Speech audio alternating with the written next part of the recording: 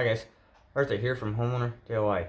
In this video, I'm going to be raising a hose bib that is too low to the ground. So what the homeowner wants to do is put on a splitter, but he says since the hose bib is so low to the ground, that's not possible.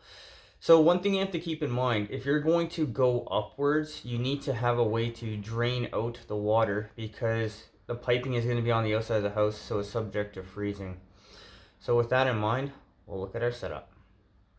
Okay, so this is our hose bib here. It's about 6 inches off the ground. It's really low. But the plan will be to come out. I'm going to 90 up. I will put the split ring here, and then in the middle of this here is where the hose bib is going to be. Now, because we are going from low and we're going up, if you don't have a way to drain this out, since this is exposed all year, this will eventually freeze and burst. So I'm going to put a drain in at the very bottom. So what we'll do now is material and tools.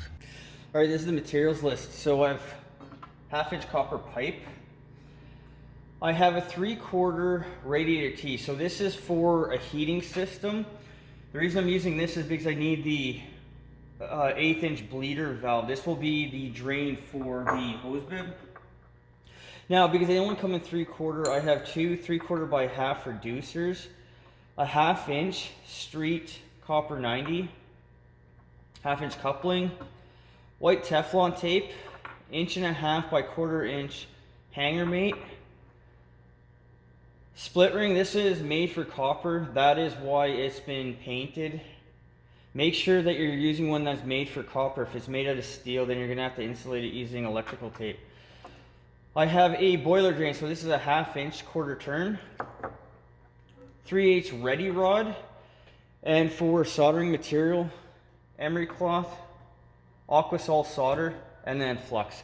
This is what I need for material on this job. So what we'll do now is the tools list.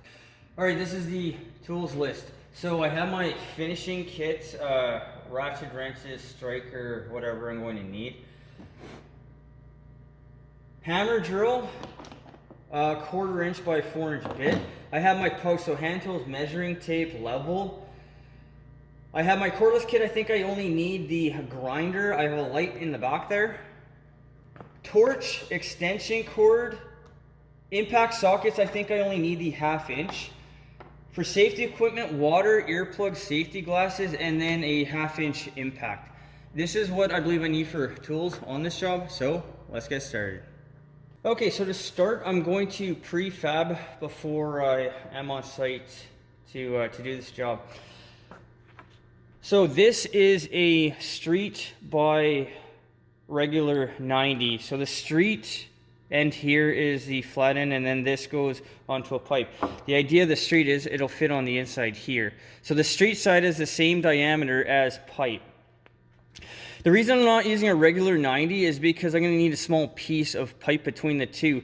But the longer between where my split ring is over on this side and this farther away is going to be more leverage, so it's more likely to break. So my idea here is to go like that, and then we'll have our piece of pipe coming down. So I'm going to solder the 90 onto the boiler drain first.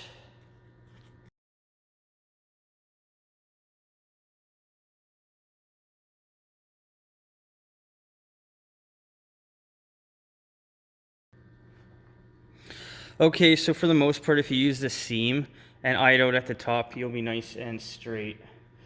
So this is like a valve. Make sure that this is open. So this is currently open right now. You twist it, 1/4 turn, then it'll be closed. If you solder this thing closed, you may melt the seat. But with that in mind, I'm going to go ahead and solder this on. Okay, so make sure that you have earplugs and eye protection, and I'll solder the hose bib and the 90 together.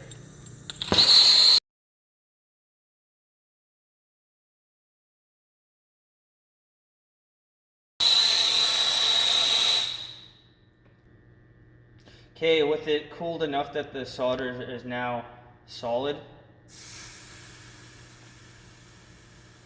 give that a moment.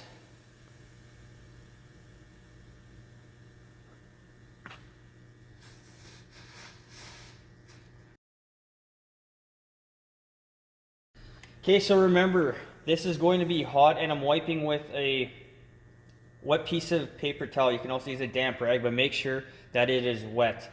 If you don't wipe the excess flux off, it's going to turn green later on, and it's also going to be a catalyst for corrosion. Okay, so for a piece of pipe, we'll clean it off with an Emery cloth.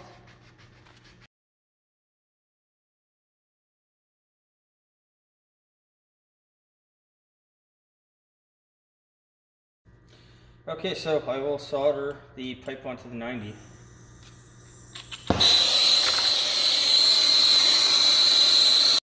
One thing to keep in mind when soldering the copper fitting to the copper pipe, the fitting is thinner than the boiler drain. The brass is thicker than the copper, so it's going to heat up a lot faster. So just be aware that you don't hold the heat on for too long. This is something that's going to take practice.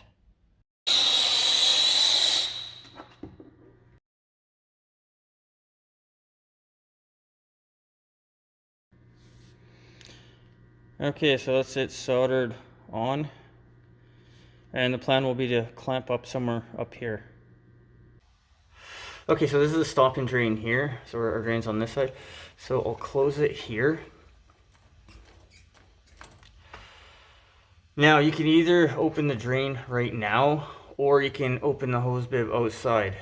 It doesn't matter which way you do it, but this needs to be open and the hose bib outside needs to be opened after this has been closed.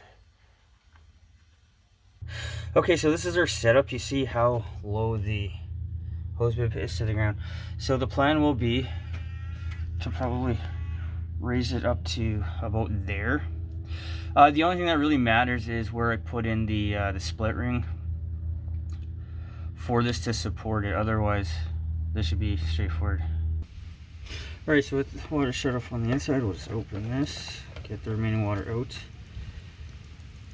And then down in the crawl space, the piece of copper can be cut off and a new piece soldered on.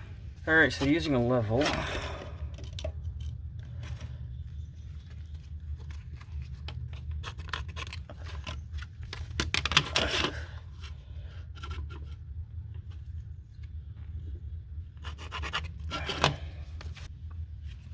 alright, so we have the center here. This is our center mark here.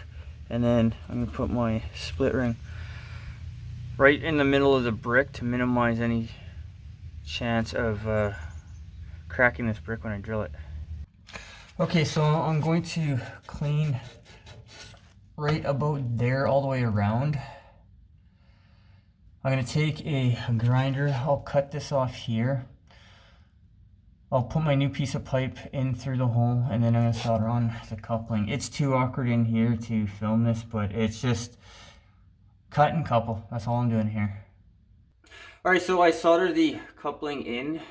I checked with a mirror, everything looks good. I wiped it down with a damp piece of paper towel.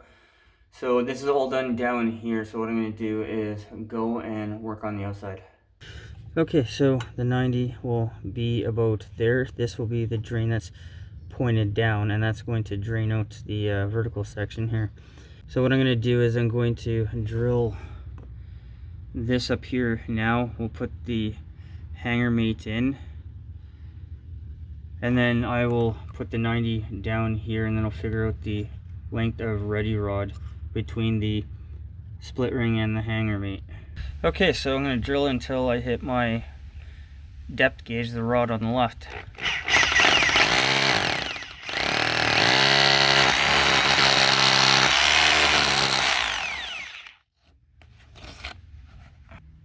Alright, so I'll put the hanger mate in.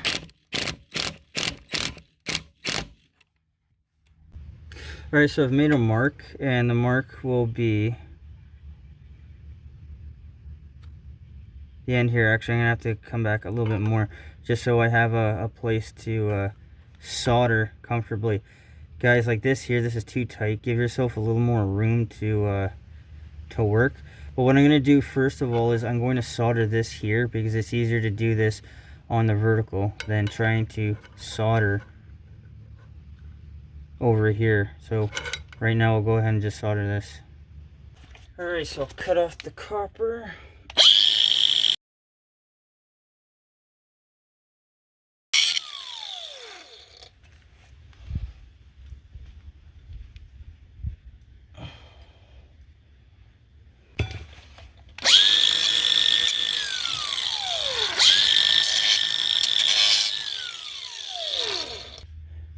All right, the split ring is on. So what I'm gonna do is I'm gonna take my increment level. Now guys, on a level you have a groove. This groove is meant for pipe. So you have a flat end as well. This one is magnetic, but make sure that you put the groove on the pipe, and that's gonna hold it in place.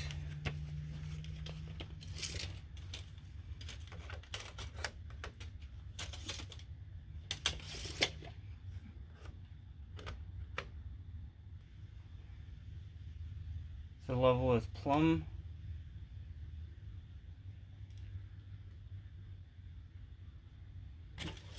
And it's 1 7/8. So I'm going to go ahead and cut my piece of ready rod. Before this can be soldered together, this piece of ready rod needs to be cut down, installed. Otherwise, you're never going to make this work. Okay, so that's my mark right there. I'm going to go ahead and cut it off with the grinder. Guys, make sure that you have earplugs and safety glasses on, because there are going to be sparks.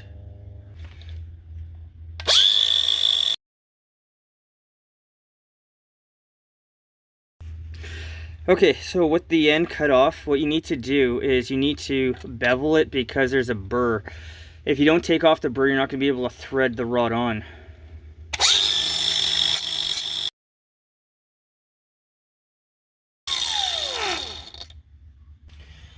Alright, so we can take this out.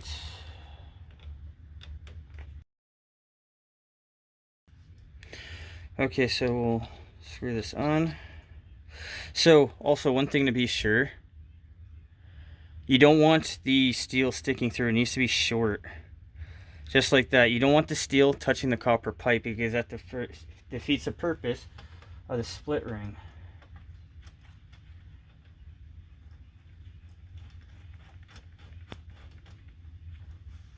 Okay, and then with that done, take channel lock pliers.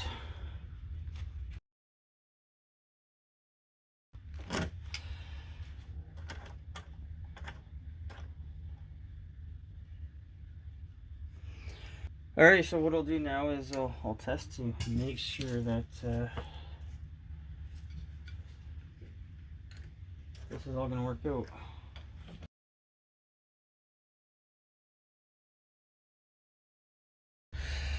Okay, so from here to the center is about 1/4 of an inch. So because I want to be in the middle of this brick here, I measure from the middle of the brick down to here, and I have 15 3/4, and that should put me in the center of the brick here. Okay, so everything's ready to go. I'm plumbing this way. So I'm going to solder everything in. This has been connected. It's been tightened down. Everything is in its final position. This is the time to solder, when everything is ready to go, so nothing moves, and everything will be in the correct spot once you're done. For an area like this, something that is going to be highly visible because it's by the front door, take your time, do a good job, make it nice and neat. People are going to be looking at this all the time, and they're going to be in shock and awe. That's what you want.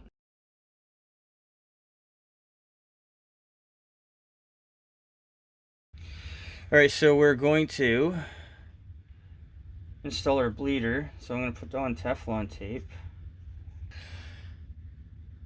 And then the hole here, the hole I want down towards the bottom.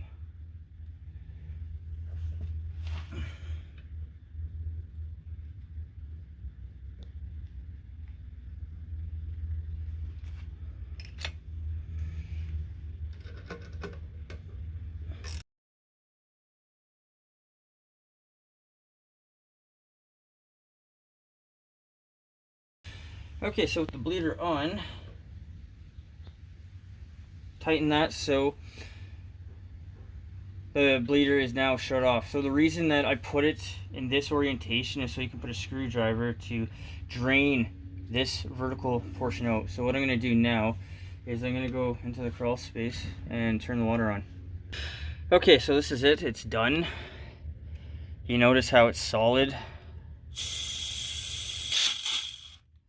A little bit of air was still in the pipe, but this is now solid. This is not going to go anywhere.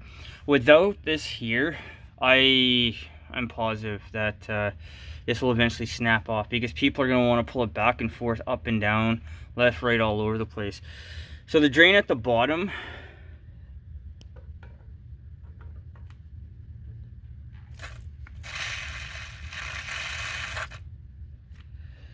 and that's how this is going to work. So to winterize, the stop and drain on the inside needs to be shut off. This will need to be opened, and then that will need to be opened, and that's going to drain out this vertical section. And once this is drained out, just close that, and then you're done. But if this part here is not drained, I guarantee within the next 5 years, a cold snap, 32 or less, 0 or less in Celsius, this pipe will eventually freeze and blow. So this at the very bottom here is necessary to get this to work. But with that in mind, guys, what we'll do now is an overview of this job. Alright guys, so that concludes this job. So doing something like this, anything to do with water outside, the pipe needs to be drainable. Depending on where you live, I think it's just good practice, because even if you're in a warm location, if you don't drain out your pipe, you have the possibility for freezing. So being able to drain is one thing, and the other thing is, because this isn't in front of the house, it needs to look good. It needs to be straight. Everything needs to be presentable. If it's in the back of the house, it's not so important, but I don't think it's good to have an attitude where no one's going to see it, so who cares what it looks like. At least that's what I learned over the years. The time on this job. The time was about 2 hours. I did my prefab before I got to the house, and then I finished at the house. The crawl space was the most time-consuming thing, because I need to take so much down to the crawl space, get it to my work area, and then finish up outside. Now, one other thing is that I was meticulous about making this look good, because it's right near the front door, and people are going to notice it. And this is a very simple marketing tool. When you do something in front of the house and people like your work, they're more likely to give you a call later on. The cost of this job. The cost was about $40. So that's the copper pipe, the fittings, and then gas, flux, and solder. This isn't an expensive job to do, but the amount of tools to do something like this, the price of the tools is going to be way up there. Guys, I hope you enjoyed the video. I hope you learned something. I hope something here is going to help you on your project when you need to go ahead and do that. Guys, please hit the like button, subscribe, and I'll see you on the next project.